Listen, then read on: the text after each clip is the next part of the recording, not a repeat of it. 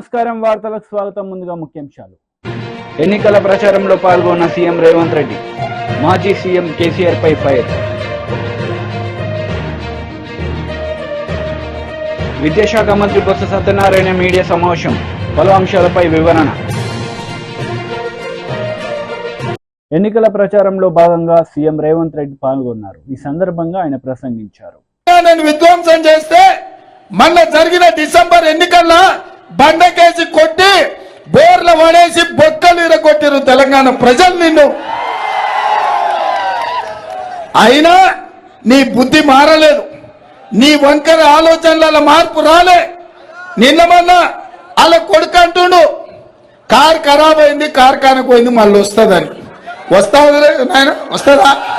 వస్తుందా? వస్తుందా?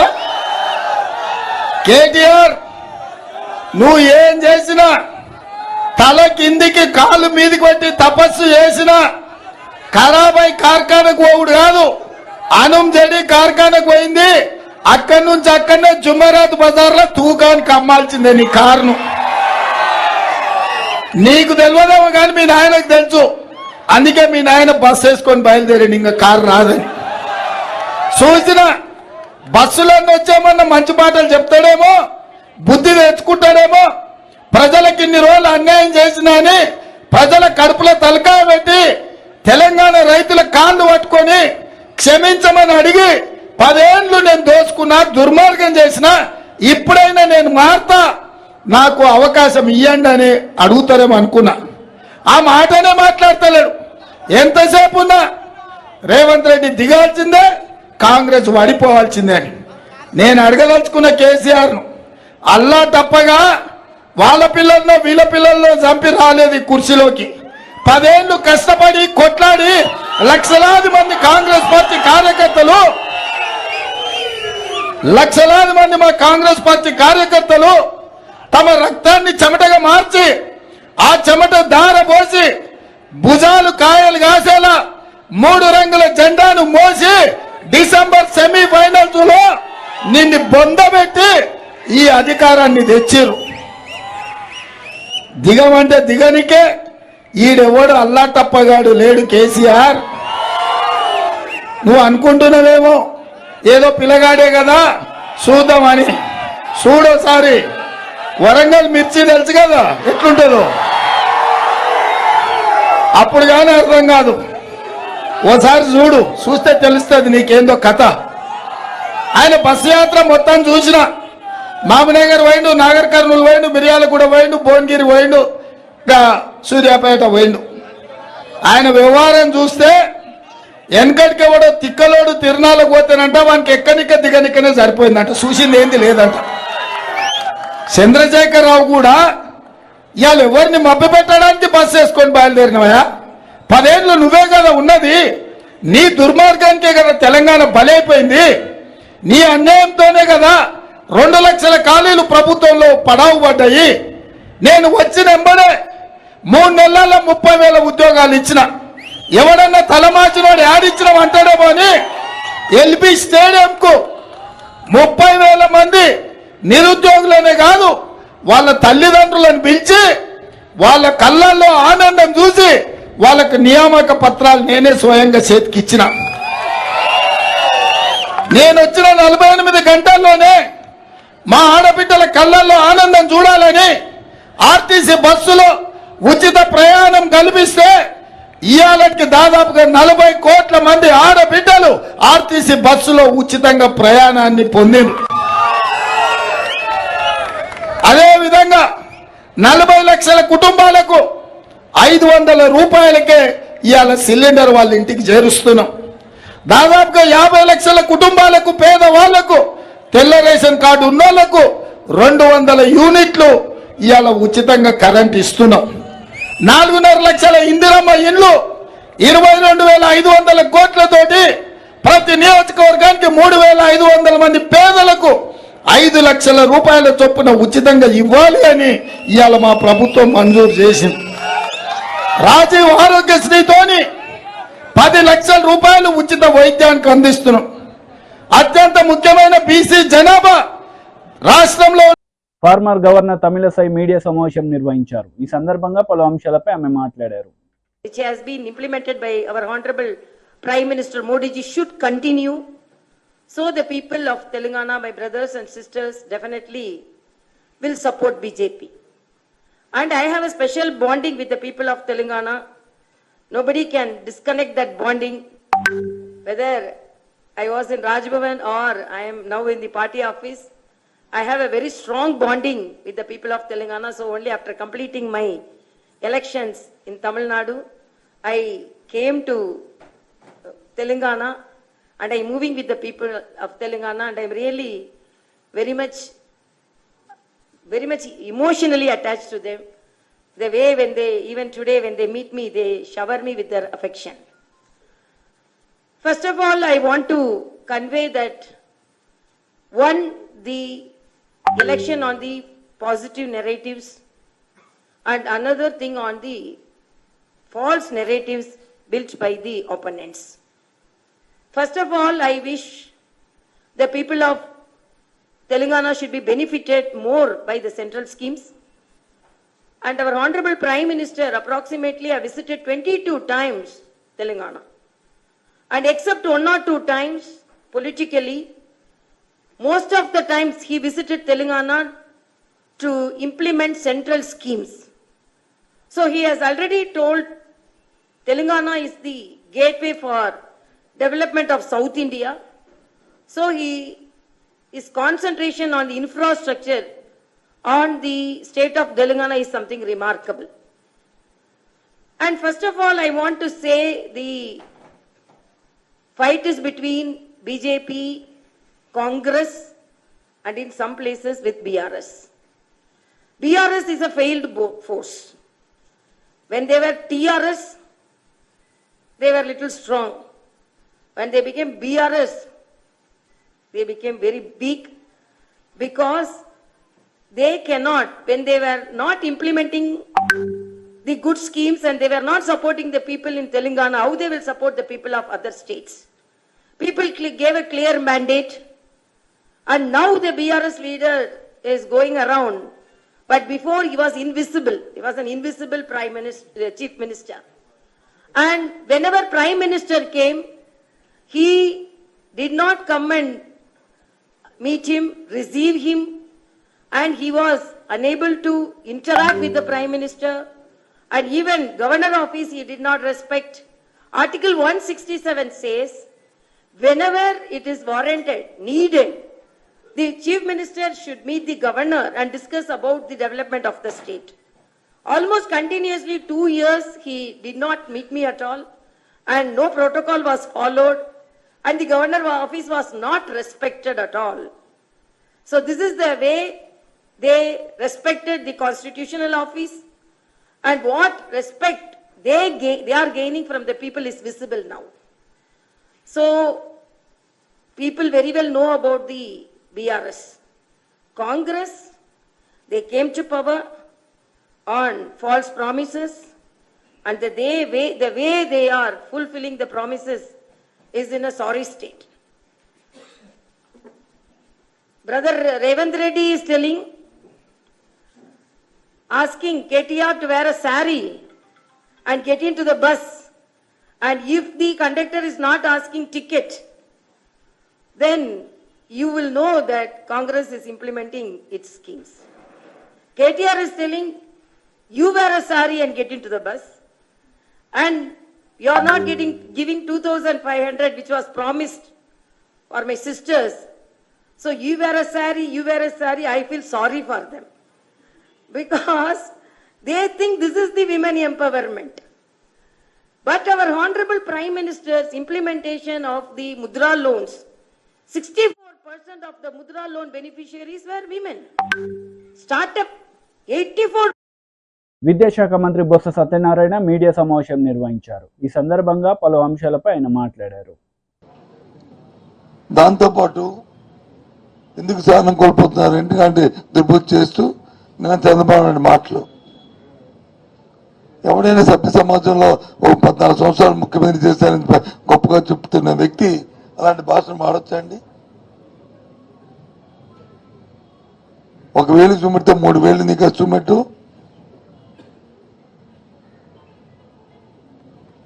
ఎవరికైనా తల్లే కదండి.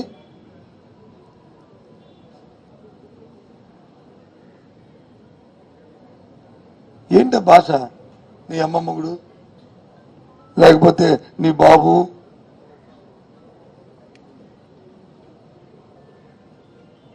ఈ పదాలన్నీ రాజకీయంలో సభ్యసభ ఆశిస్తారండి. ఐఎమ్ సారీ, నేను నా నోటితో పలికాను, ఏమన్నా దయచేసి అపార్థం చేసుకోవద్దు. ఆ మాటలు ఎవరికి రావా అండి మాలాంటి వాళ్ళకి? కానీ నా సభ్యత సంస్కారంగా మా నోటితో ఆ మాటలు మాట్లాడడం ఏం మెసేజ్ ఇవ్వదలుచుకున్నా ఈ సమాజానికి? ఎలాంటి వాక్యాలు నీచమైన మాట్లాడుకుంటూ అసలు మనిషి పుట్టావా నాకు అర్థం అవట్లేదు.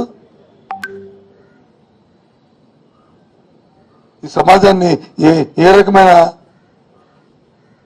పరివర్తన చేయడానికి ప్రయత్నం చేస్తున్నాం రాజకీయంగా.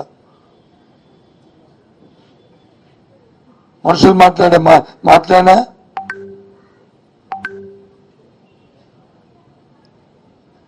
చాచా పేరెత్తడానికే చాలా అసహ్యంగా ఉంది. నీ పేరుతో ఉచ్చరించడానికి ఒక పక్క వచ్చి మేలు జరుగుతుంటే దానికి వచ్చి వాటికంటే మొక్కలెడ్డి వాళ్ళ చావులకు కారణం అవుతున్నాం. ఒక పక్క వచ్చి వాళ్ళ సర్వైవల్కి వచ్చి నిజ జీవితంలో వాళ్ళ సర్వైవల్కి వచ్చి దాన్ని అడుగుతున్నాం ఎన్నికల ఆశ పెట్టుకొని. ఒక పక్క వచ్చి మన ఆత్మగౌరవానికి సంబంధించిన అంశాలని ఆపుతున్నాం ఎన్నికల కమిషన్ తోడు పెట్టుకొని.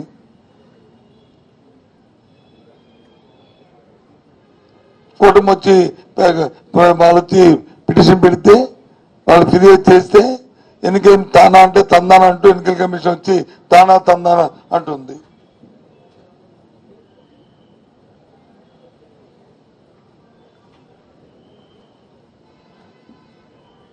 ఎన్నికల నిబంధనలకి రాజ్యాంగానికి మేమేమి వ్యతిరేకం కాదు. కానీ వాస్తవాలు పరిశీలించాలి, ఆ గ్రావిటీని పరిశీలించాలి. అంతేగాని వాళ్ళు ఫిర్యాదు ఇస్తే దానివల్ల ఈ సమాజానికి కానీ వ్యక్తులకు కానీ లేకపోతే వ్యవస్థకు కానీ నష్టం ఆలోచించకుండా వాళ్ళు చావులకు కారమవడానికి వాళ్ళు అవడం భావ్యమా?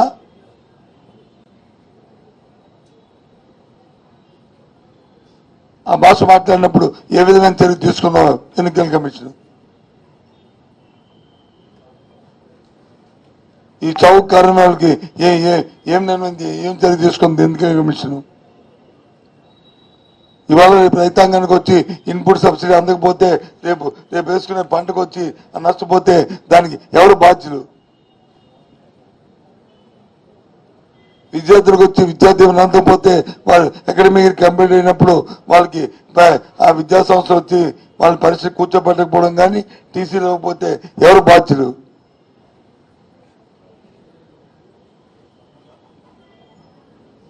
గౌరవమైన కుటుంబం వాళ్ళని గౌరవంగా మహిళ బతకాలని మరి మనములు సాగించాలని ఇస్తున్న చేయూత కార్యక్రమాన్ని మరి మోకాలెడితే ఆ గౌరవానికి తగ్గితే అది ఎవరు బాధ్యులు? మీ కూటమి బాధ్యులు కదా? దాని వత్తాసు పలుకుతున్న ఎలక్షన్ కమిషన్ బాధ్యులు కాదా? ఏంటిది? దేశంలో ఎక్కడ లేని విధంగా ఇక్కడ ఈ అడ్డుపెట్టాం. అదే గత ఎన్నికల్లో అయితే తెలుగుదేశం పార్టీ చేస్తే మాత్రం, ఆ కూటమి చేస్తే మాత్రం వీళ్ళు ఓకే అంటారు. చాచా. అందుకే నన్ను ముఖ్యమంత్రిగా చెప్తున్నారు, అసలు ఎందుకు సహజంగా జరుగుతాయా జరగవా ఇది జరిపిస్తారా అన్న అనుమానం వ్యక్తం చేశారు. పూర్తిగా దీన్ని ఖండిస్తున్నాం. ఎన్డీఏ కూటమి నేతలు మీడియా సమావేశం నిర్వహించారు. ఈ సందర్భంగా పలు అంశాలపై వారు మాట్లాడారు.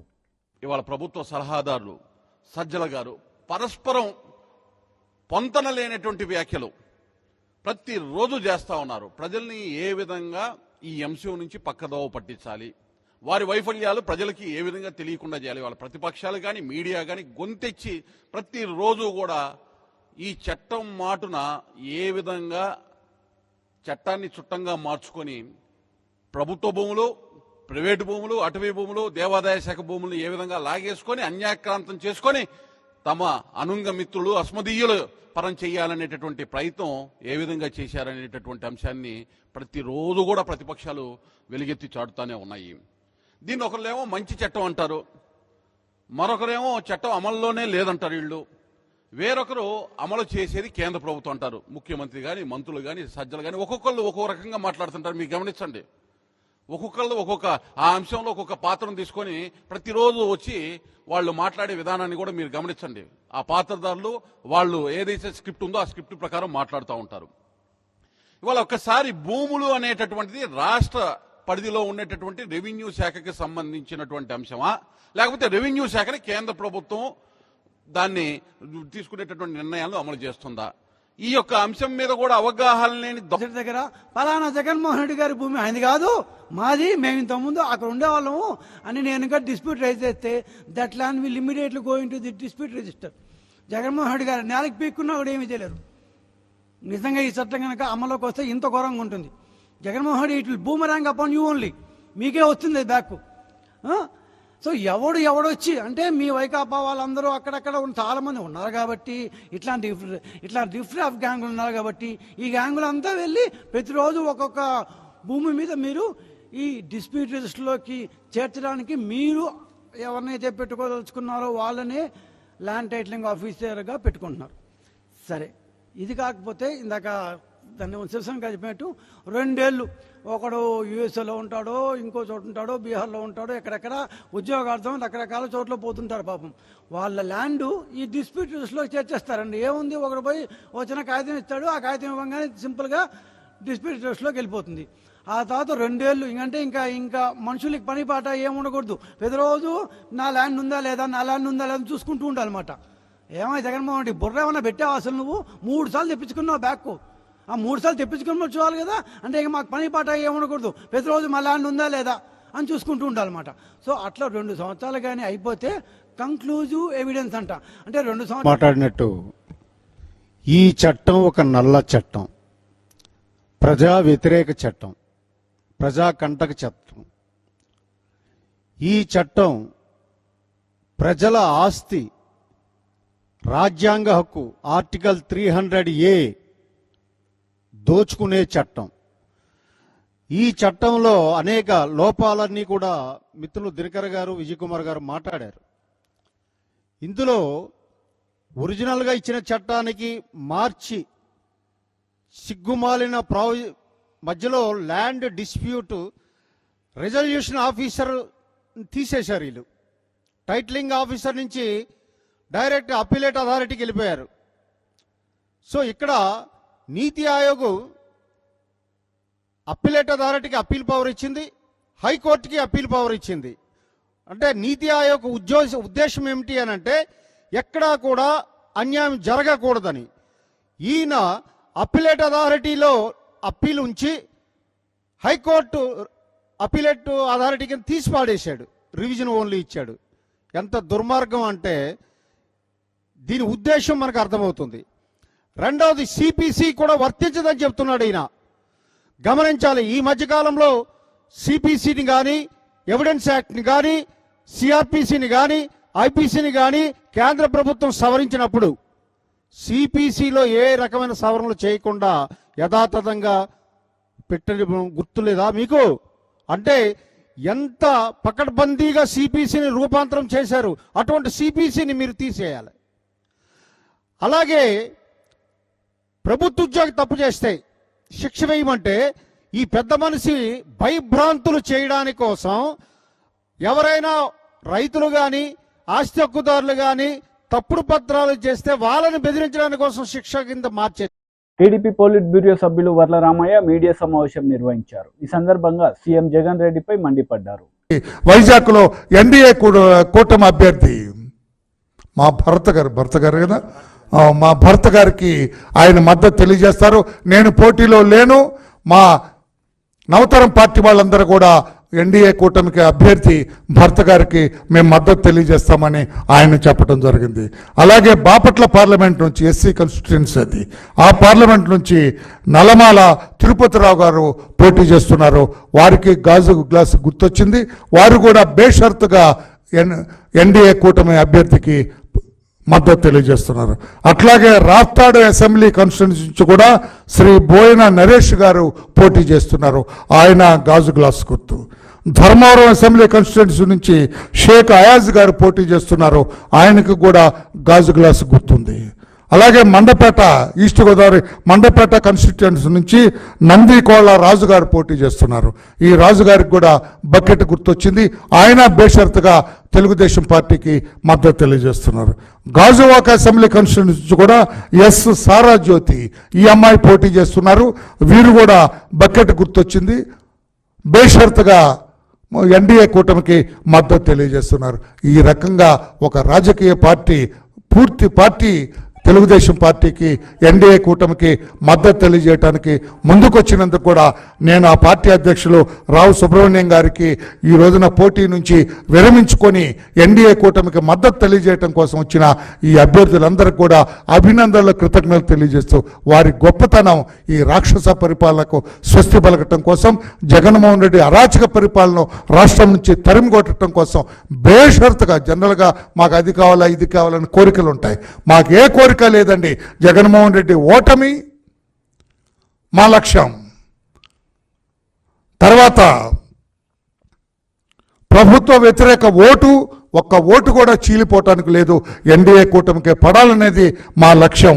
అందుకోసమే బేషరతుగా ఈ రోజున చంద్రబాబు నాయుడు గారికి ఎన్డీఏ కూటమికి మద్దతు ఇస్తామని ముందుకొచ్చినందుకు వారికి అభినందనలు, కృతజ్ఞతలు తెలియజేస్తూ చంద్రబాబు నాయుడు గారి తరఫున వారి మాట ప్రకారం వీరందరూ కూడా పార్టీ జాతీయ ప్రధాన కార్యదర్శిగా, పార్టీ పొలిట్ బ్యూరో సభ్యుడిగా ఈ రాజకీయ పార్టీకి స్వాగతం పలుకుతూ మనందరం కలిసి ఈ జగన్మోహన్ రెడ్డి గారి రాక్షస పరిపాలనకు స్వస్తి పలుకుదాం, ప్రజాస్వామ్య పరిపాలనకు నాంది పలుకుదాం. రేపు 13వ తారీఖున అందరూ కూడా ఎన్డీఏ కూటమి అభ్యర్థుల్ని గెలిపించాలి. అందులో ఈ నవతరం పార్టీ ప్రధాన పాత్ర పోషించాలని చెప్పి కూడా కోరుతూ ఆ పార్టీ అధ్యక్షులు శ్రీ రావు సుబ్రహ్మణ్యం గారిని మాట్లాడవలసిందిగా కోరుతున్నా. మైక్ తీసుకో, మైక్ దగ్గరికి పెట్టుకో. ఆ స్విచ్ ఇప్పుడు మాట్లాడాలి. మైక్ దగ్గర మీరు కూర్చోండి. తెలుగుదేశం పార్టీ జాతీయ అధ్యక్షులు